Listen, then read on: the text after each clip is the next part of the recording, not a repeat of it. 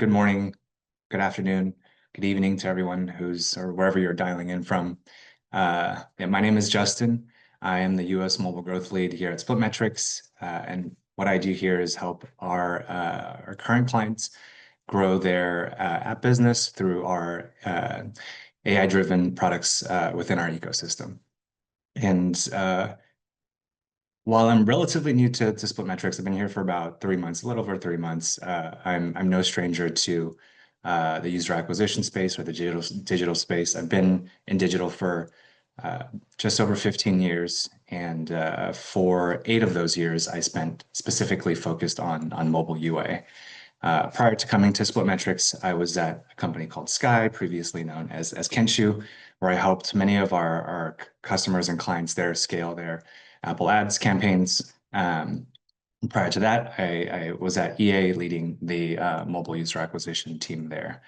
Um, I'm very passionate about ad tech. I love ad tech. I've worked at multiple ad tech companies, and at EA, I used many different ad platforms.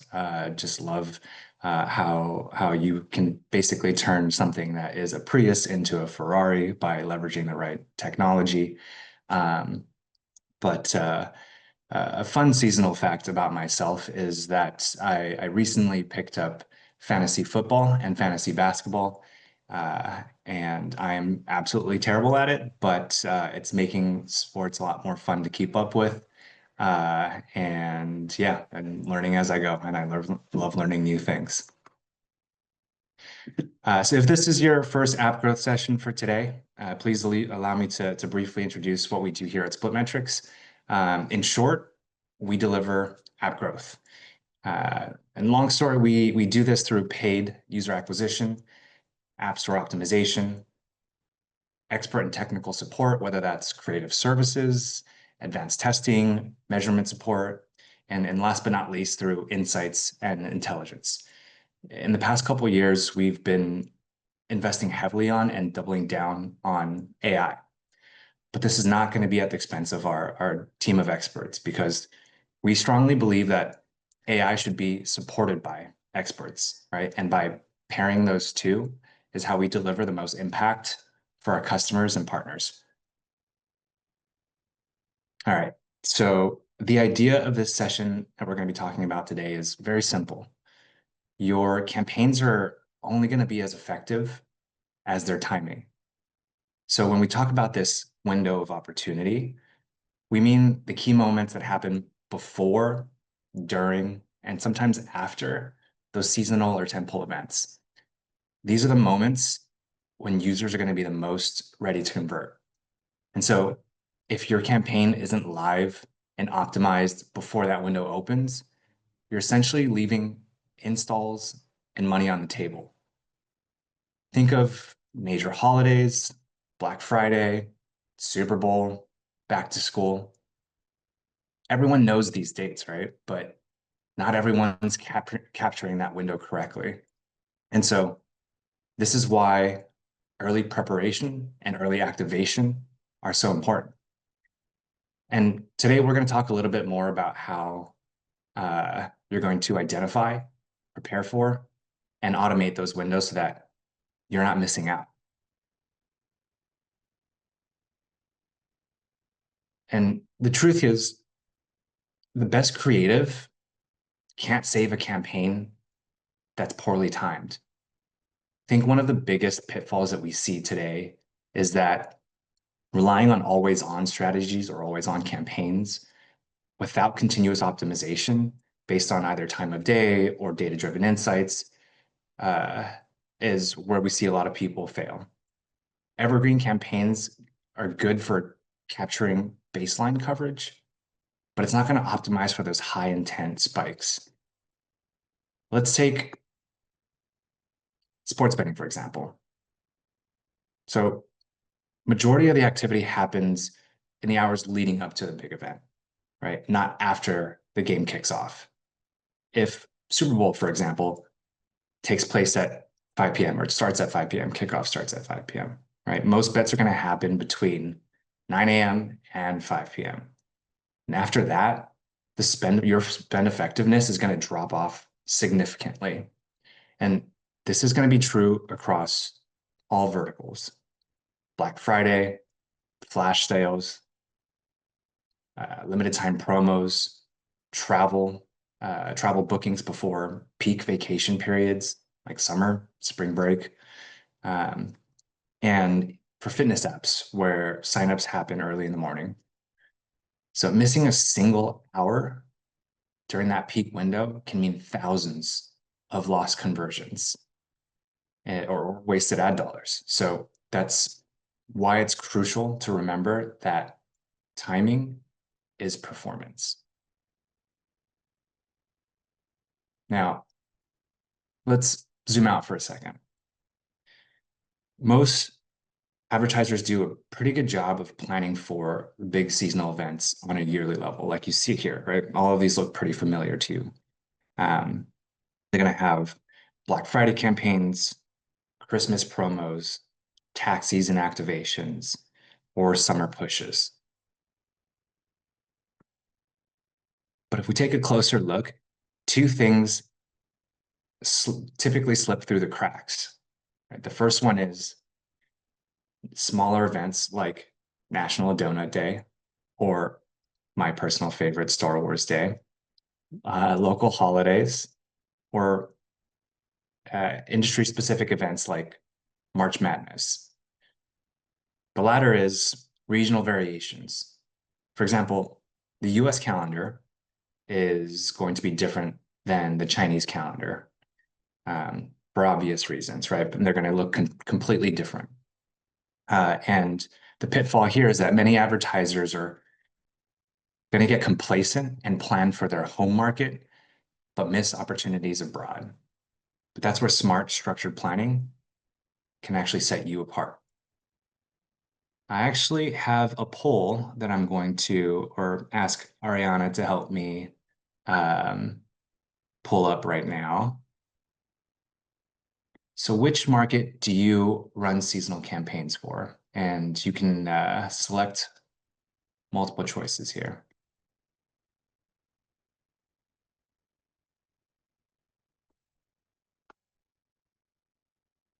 I really liked the break music. I feel like we should play the break music during these polls.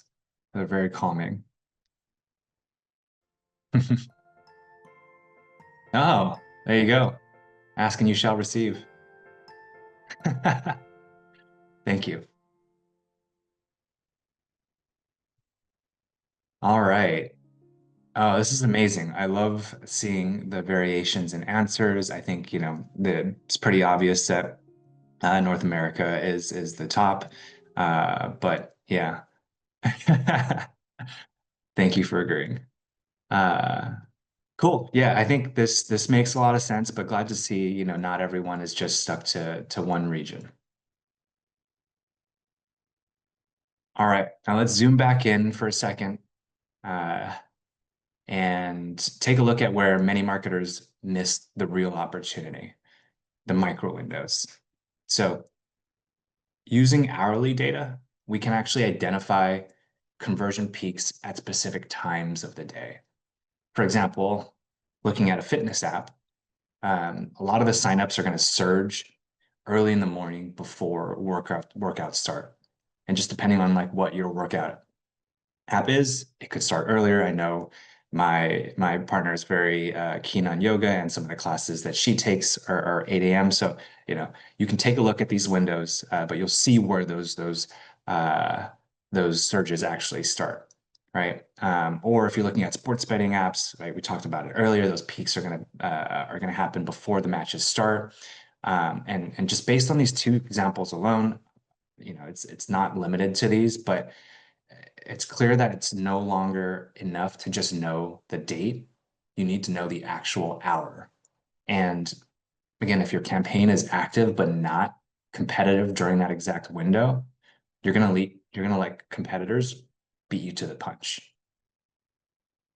So let's refer back to our first example with the Super Bowl, because who doesn't love a good callback?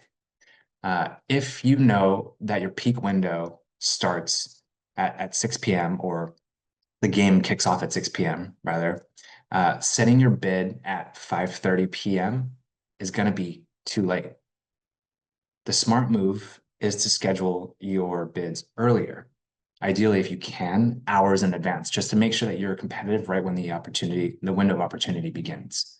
So what may seem like a small operational shift for you can actually be the difference between paying a premium CPA and capturing the sweet spot.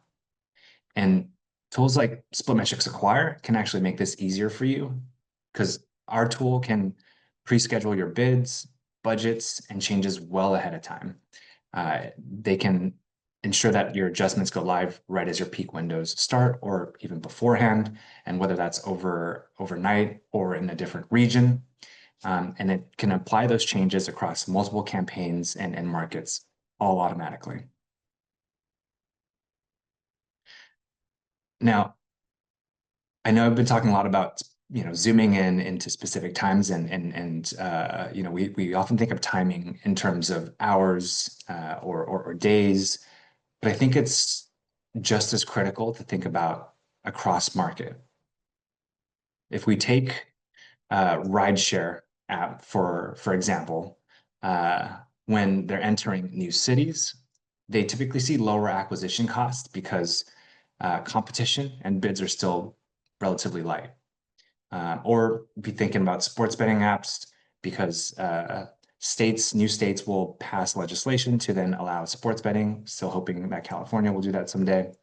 The brands that launch campaigns first will typically lock in the best CPAs and dominate the share of voice before competitors enter.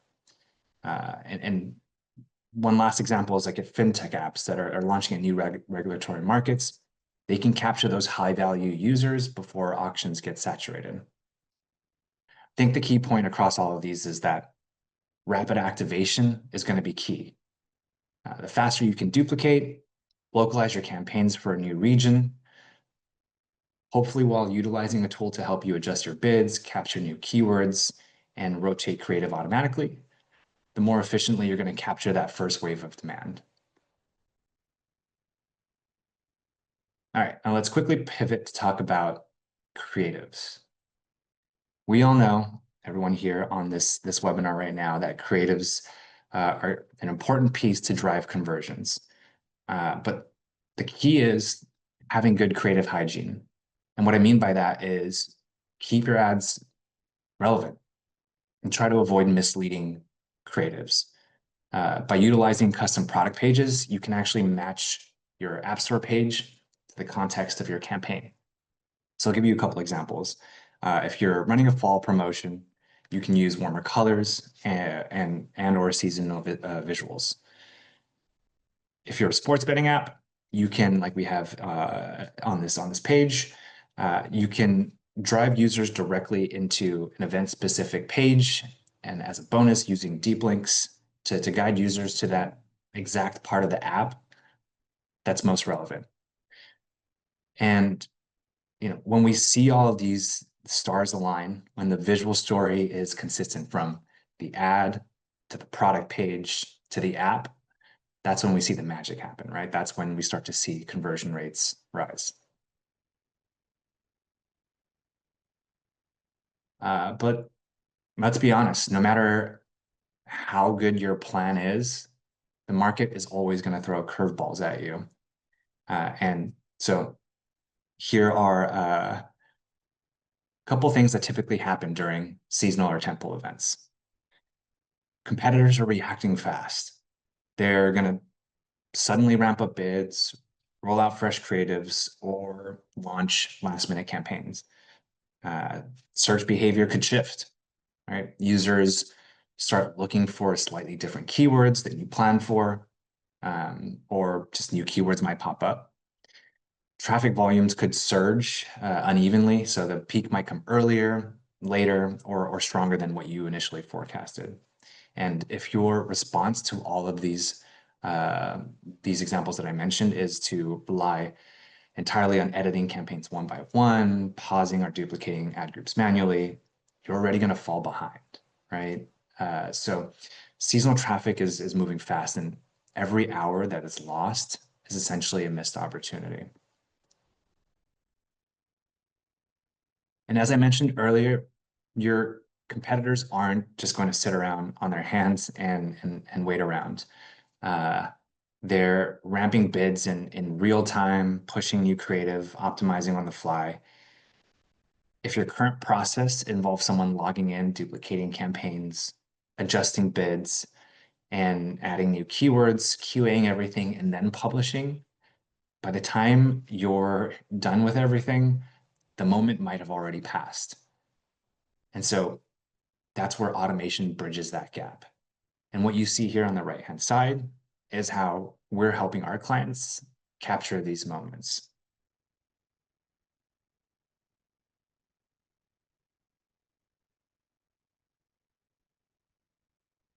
Sorry, I clicked a little ahead. All right, so another example is, you guessed it, leveraging AI.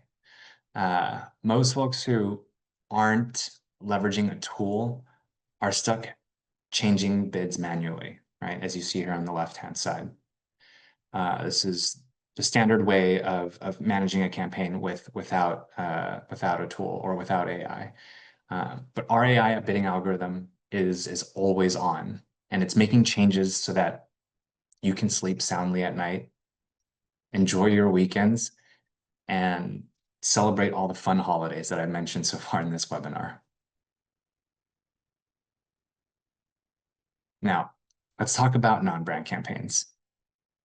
These campaigns often feel like they're resistant to scale, but it's not because the opportunity isn't there. It's mainly because everything about them moves faster and involves a little more TLC.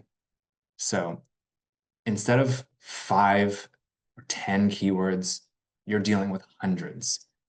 The intent is less predictable. So performance is typically fluctuates a lot more. Auctions are shifting quickly, and the competition is intense, right? Everyone is trying to get a piece of that pie. And if you're trying to manage these the same way that you're managing brand, the wheels are going to start coming off. So scaling on brand means embracing a different kind of operating model. Oh, sorry, I hit the back button instead of the front button. All right, lastly, one of the biggest challenges that we see during seasonal events is that user behavior shifts quickly, often faster than teams can react. And so you find yourself building the perfect keyword list ahead of time. You feel really good about it. But once the event starts, competitors are starting to bid on new phrases, users are searching differently, and you quickly realize that, crap, my coverage isn't complete, right? I'm missing something.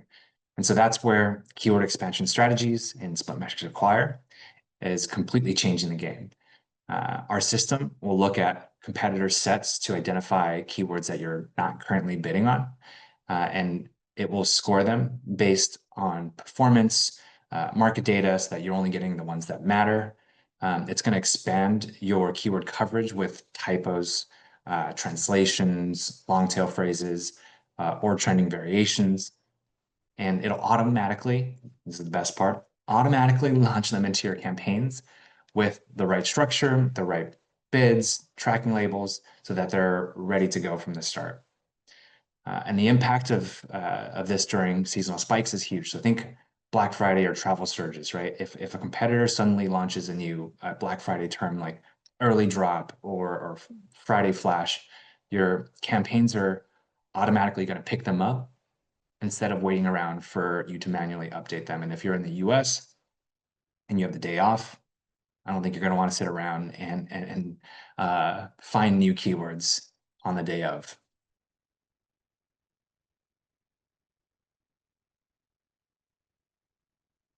Okay, so I'm going to wrap this up by saying this: winning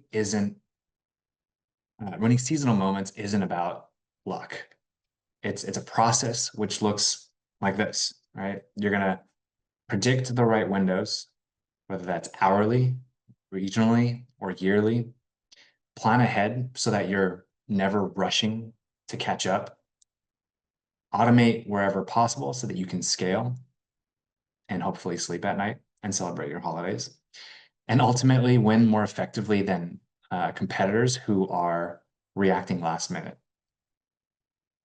We're going to be sharing a seasonal opportunity calendar after this. It's a worksheet to help structure this for you.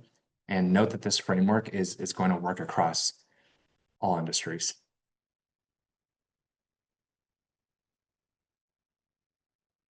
Cool.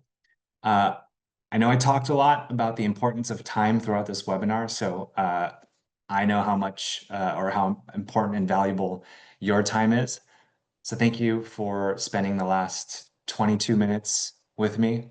I hope that whatever you learned today, you're going to be able to apply to your marketing efforts this upcoming season and the ones to follow. And if this was your first App Growth Week session, join us tomorrow. We have a lot of other panels that you should be excited for, or watch the recordings of the previous ones. Thank you so much for your time. Thank you, Justin, for the amazing walkthrough. I believe all of you can walk away with a game plan that can actually capture every spike before competitors even wake up. So thank you for the great insights there. We still have about 7 minutes before we wrap up the session. So I'll maybe just encourage the audience to pop up any questions you have for Justin right now.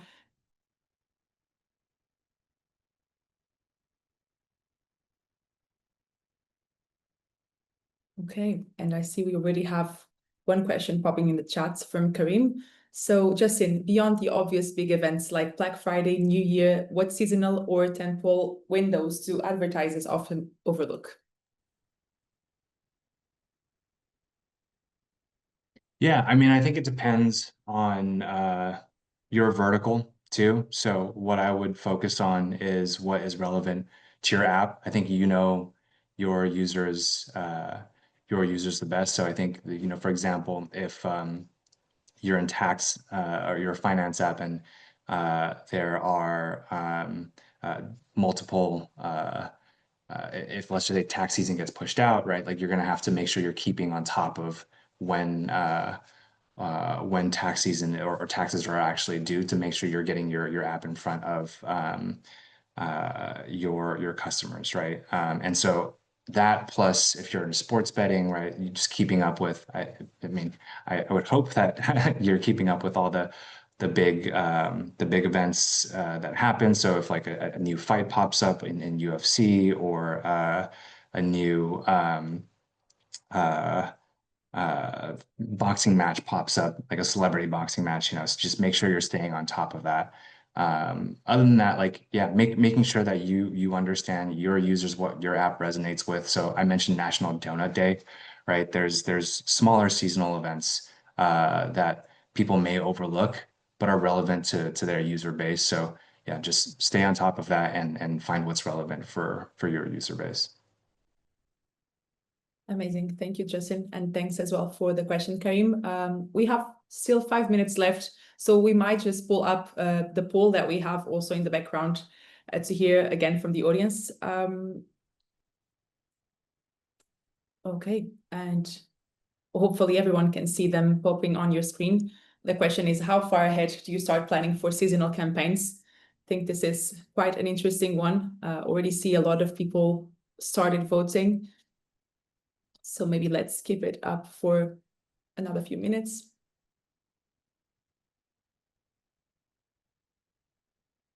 Okay, maybe we'll bring up the results. And thanks for the music as well. I think, agree. All right. I see that majority of you all voted for 1 to 3 months for planning your seasonal campaigns. Just Yeah. any comments here, any tips? Yeah, no, I think that's pretty common. I would say most folks plan quarterly. So planning 1 to 3 months ahead of the previous quarter just to know how you're going to spend for the next quarter makes a lot of sense. If it were me, I would at least have some sort of calendar planned out 3 to 6 months before so that you at least know what those key moments are that you're going to want to at least plan your budget for that specific month or for those specific days. When it comes closer to the actual events, then you can start looking at historical data and how to plan for specific spikes. Perfect. Thank you, Jason. Thanks for the comment. We have another question from Rani in the chats asking, when launching seasonal campaigns, what are the best ways to A/B test geo-state holdbacks? Any other suggestions here? Yeah, I think doing holdout tests or match market tests is the best way to do things. Especially if you're not able to split your audiences for whatever reason. If you need to actually A/B test specific geos, I would go with match market testing. Brilliant. Thank you. Otherwise, if you're able to actually split your audiences, then do that.